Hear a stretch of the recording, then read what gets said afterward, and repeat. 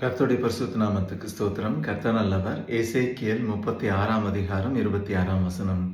இயேசுவின் நாமம் மட்டுமே மகிமைப்படுவதாக.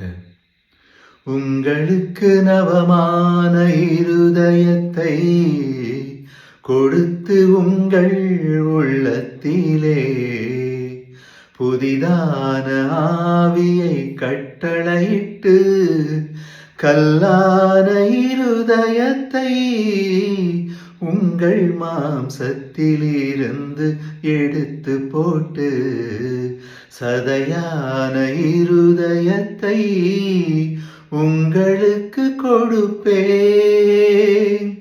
உங்களுக்கு நவமான இருதயத்தை கொடுத்து உங்கள் உள்ளத்திலே புதிதான ஆவியை கட்டளையிட்டு கல்லான இருதயத்தை உங்கள் மாம்சத்திலிருந்து எடுத்து போட்டு சதையான இருதயத்தை உங்களுக்கு கொடுப்பேன்.